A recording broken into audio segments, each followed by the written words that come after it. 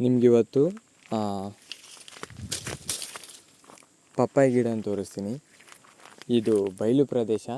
ಆಮೇಲೆ ಈ ಬಯಲು ಸೀಮೆ ಇದರಲ್ಲಿ ಅಡಿಕೆ ತೋಟ ಬೆಳೆಸೋದು ಒಂದು ಸ್ವಲ್ಪ ಏಕೆ ಅಂತಂದರೆ ಹೆಚ್ಚಾಗಿ ನೀರು ಬೇಕು. ಇಲ್ಲಾಂದರೆ ಈ ಥರ ಹೆಚ್ಚಾಗಿ ನೀರು ಕೇಳೋವಂಥ ಬೆಳೆನ ಬೆಳೆಸೋದು ಕಷ್ಟ ಆಗುತ್ತೆ. ಇಲ್ಲಿ ನೋಡ್ರಿ, ಇಲ್ಲಿ ಪಪ್ಪಾಯಿ ಗಿಡ ಎಲ್ಲರೂ ನೋಡಿರ್ತೀರ ಅಂದ್ಕೊಳ್ತೀನಿ. ಇಲ್ಲೇ ಒಂದು ಸರಿ ನೋಡಿಬಿಟ್ರಿ. ಇಲ್ಲಿ ಒಂದು ಬೀಜದಿಂದ ಉಟ್ಕೊಂಡಿರೋದು, ಇದೇನು ತಂದು ಇಟ್ಟಿರೋದಲ್ಲ ಇದು.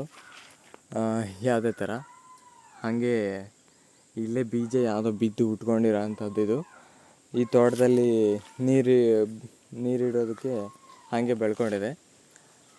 ಆಮೇಲೆ ಕಾಯಿ ನೋಡಿ, ಇದು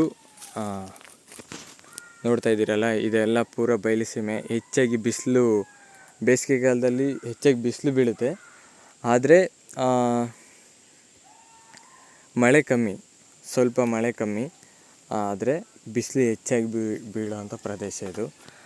ಈ ಅಡಿಕೆ ತೋಟ ಎಲ್ಲ ಮೇಂಟೈನ್ ಮಾಡಬೇಕಂದ್ರೆ ಹೆಚ್ಚಾಗಿ ನೀರು ಬೇಕು. ಹಾಗಾಗಿ ಏನು ಮಾಡೋಕ್ಕಾಗಲ್ಲ, ಮೇಂಟೈನ್ ಮಾಡಲೇಬೇಕಷ್ಟೆ ನೀರನ್ನು ಇಟ್ಟು, ನೀರಾವರಿಯಲ್ಲೇ. ಆಮೇಲೆ ಈ ವಿಡಿಯೋದಲ್ಲಿ ತೋರಿಸ್ತಾ ಇರೋದೇನಂತಂದರೆ ಈ ಪಪ್ಪಾಯಿ ಗಿಡನ ನೋಡಿದ್ರಾ.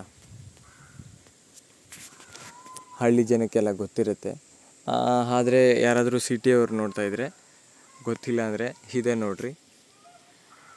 ಇದಿಷ್ಟು ಈ ಪಪ್ಪಾಯಿ ಗಿಡದ ವಿಡಿಯೋ. ಅದ್ರ ಬಗ್ಗೆ ಏನೂ ಹೇಳಿಲ್ಲ, ನೋಡಿ ಅಷ್ಟೇ.